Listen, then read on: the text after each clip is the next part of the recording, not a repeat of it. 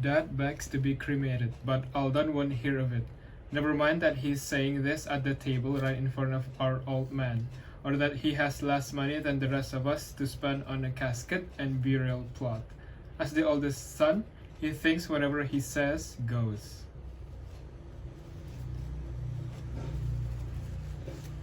That right, being cremated. He tells us. He's got this look on his face like Dad just asked him to eat some roadkill. It's just not right. And besides, you should want to be next to Mom. Did you forget we buried her too? Dad grapples with the lighter in his sandpaper hands. It takes him a few tries before he procures a flame. And I'm still regretting it. He says, sparking to life the cigarette that's dangling from his mouth. Worst mistake of my life. This, even though his lungs are black as the ace of spades, even though the cancer has started to metastasize and he stopped attending his chemotherapy. Can't mean that. Aldon replies, and he and Grover and I watch our father exhale marvelous smoke in the perfect grey rings. And why not? Dad takes another drag. His eyes close in the way that they do when he's about to dispense his wisdom. Smoke wafts around him in a cloud when he speaks, makes him look like a pig pen from Peanuts. Let me tell you boys something. Love and blind. Driving is hell. If I know how much all that stuff was gonna cost, how much must I have thought it take? We will cremate her too. Grover shifts in his seat. He's been attending Nicotine Anonymous for about a month now. Ever since Dad informed us of his stage 4 diagnosis. You wouldn't know it though, not from the way he traces the cigarette's every movement, or how he leans forward whenever one of the Dad's smoke ring appears. He bites down on a dirty fingernail, his new bad habit, and says, Don't like that, Dad. as the youngest son, he used to getting what he wants. What? I'm just talking. The Dad shrugs and turns to me. We all know this is just for show. As the middle son, my opinion is irrelevant. Might as well get in all the words that I can while I'm still around. Dad, please. Grover pleads. For a moment, he is 10 years old again instead of 30. A scared child asking his father not to shut off the nightlight, to stay with him a while longer.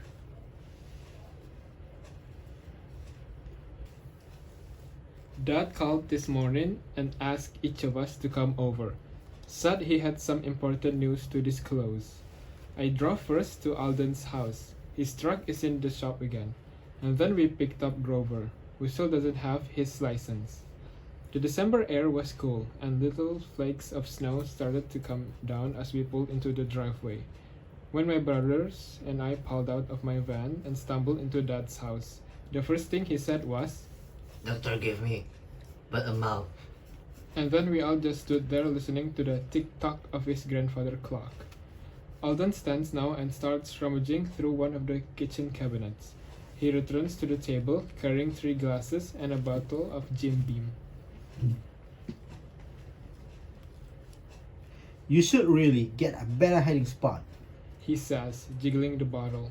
He pours a shot of whiskey for me and Dad, and Grover keeps the bottle for himself. Oh, but I just left you that bottle in the well.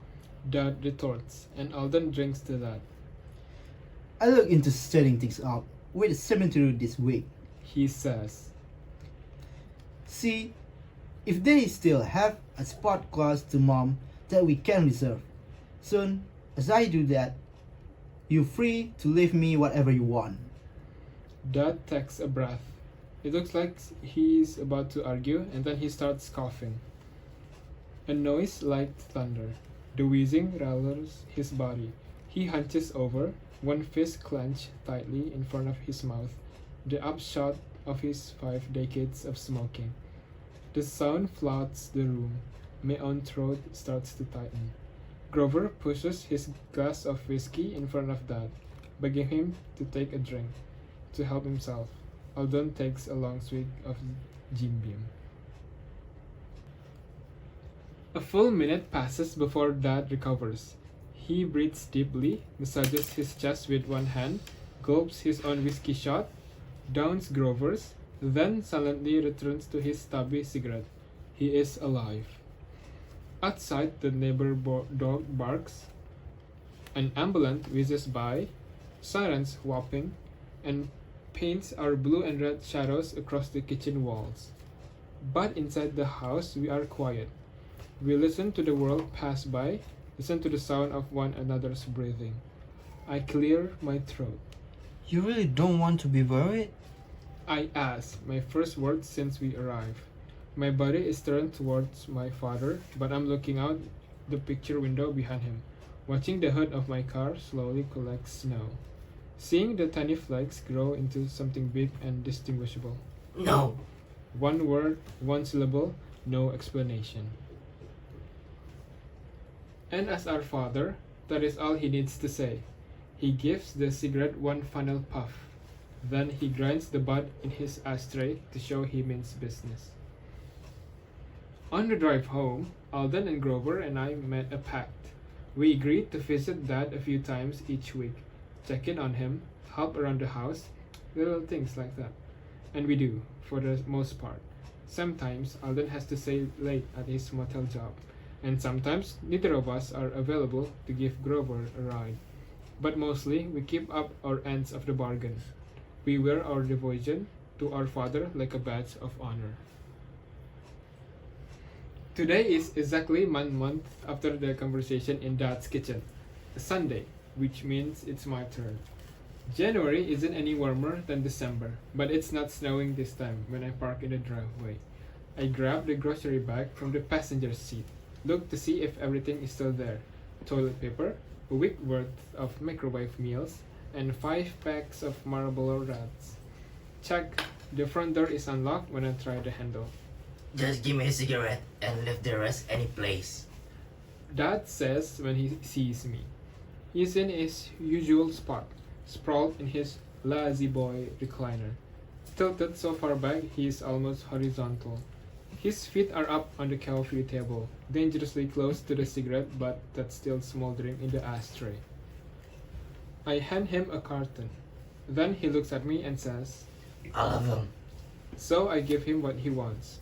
A pang of guilt courses through my body as I fish out the 5th one, damp from the thawing TV dinners.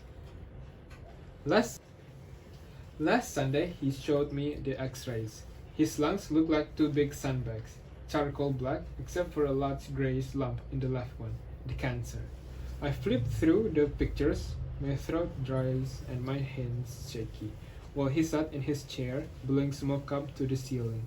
I didn't tell him what I actually thought, how seeing that stuff made my stomach feels like quicksand, how I wasn't ready for him to leave us yet. That's what I'm thinking about when Dad says, I showed him, did I? Buddy? The doctor. I mean, he's got this big goofy grin on his face, only it doesn't quite reach his eyes. Without the waiting for my response, he adds, been over, Mom, and I still ain't kicking the bucket yet. To hell with them and their chemo. We need it. I could act like Grover and beg him not to talk like that. I could act like Aldon and change the subject. Instead, I choose to act like myself and say nothing. The plastic bag in my hand feels heavier than it did a minute ago. So I head to the kitchen and start stuffing vegetable and lasagnas and pot pies in the freezer. I'm still standing there playing refrigerator's tennis when Dad calls my name. Whenever you get the time. He says, which really means right now. Except for the grandfather clock in the living room is silent.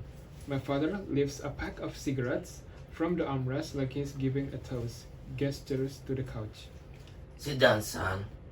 Let me get a good look at you. The leather couch sticks to my skin like Velcro when I flop down.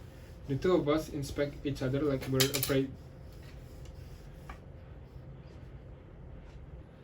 The leather couch sticks to my skin like Velcro when I flop down.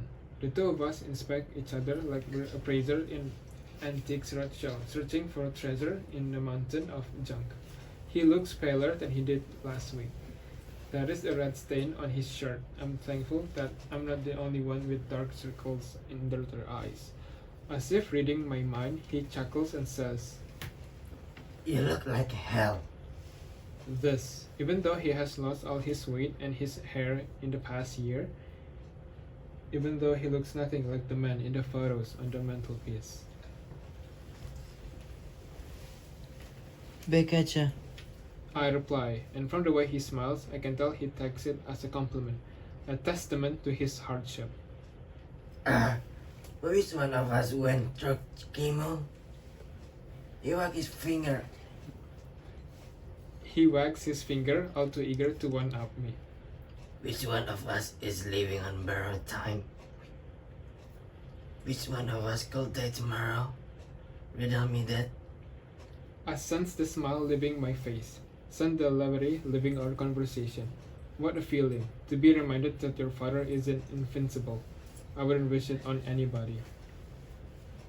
Dad grabs a cigarette pack and smacks it against his palm. Once, twice, so many times I lose count. The noise is maddening. Well, buddy, He says in between blows, his voice oozing bravado. what about it? You ain't got nothing left to say to your old man before he dies? The sentence leaves my mouth before I can stop myself. You could have had one time if you didn't stop going to chemo, you know? And even I can hear the accusations in my voice. My father smacks the pack one last time. The noise is an exclamation point, actuating my words. Numbness creeps through my body. Somehow, I just reached into my magic hat and pulled out his smile, his bravado, his invisibility. The expression on his face now could break my heart if I looked long enough. It takes me a moment to find my voice. I didn't mean it like that. I tell him, like there's another way to mean what I said. My face is on fire. You know I didn't mean it like that. You don't understand. The words come out slow, deliberate. He shakes his head and grabs the recliner's armrest, muscle tense. I repeat the three words in my mind, try to decipher. Their tone come up short, Dad says. You don't get it all, do you? I just couldn't touch chemo anymore. I couldn't take one more goddamn minute. He attempts to sit up straight, manages to get almost halfway to a comfortable position. But then he winces and gives a low groan and slumps back down. He doesn't reply when I ask if he wants any help. It was killing me, bud. I've never felt so weak in my life.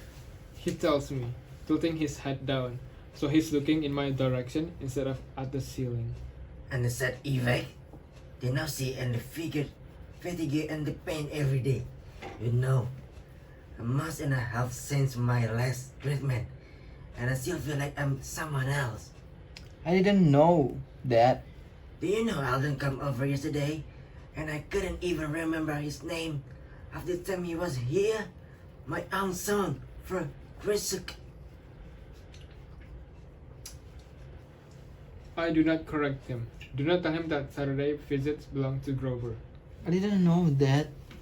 My father is a tornado now, unstoppable. Do you think I just spend every second in this recliner? You think I like not being able to cook my own meals and do my own laundry? You think I enjoy needing you boys for every little thing? It's turning fucking embracing. His voice catches in the middle of embarrassing, makes the words sound foreign and daunting.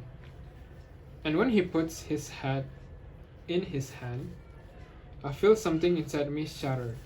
It occurs to me how easy it is to open a Pandora's box, and also how difficult it is to stop yourself from doing it. I'm sorry. I'm sorry. I'm sorry. And I say it again and again until it's the only sound in the world. Outside, the sun is setting. Color fades from the room, from my father's face. I don't want our night to end like this. I'm desperate to mend fences. So I say the first thing that comes to me. The same question I asked a month ago. You really don't want to be buried? You mean that? Yes. One word, one syllable, no explanation. But why? My voice comes out whinier than intended. Aldon said he's almost done getting everything set up with the cemetery. You wanna know why? My father asked, digging his nails into the armrest. He tries once more to lift himself. Pain contorts his face as he raises his body with his gaunt arms. It takes almost a minute, but then he is upright and looking at me straight in the eye. Because I can do anything on my own anymore. And maybe I look confused because he adds quietly, I'm already putting you boys through enough hell. I know that. Don't think I don't know that. There's no reason to take up any more space in your life when I'm gone. I want you to stop worrying about me. Just burn me and be done with it. Please, just give your old man that much. We stay like that for a while, staring at each other as the room grows dark. The clock behind Dad tick-tocks to the rhythm of our heartbeat.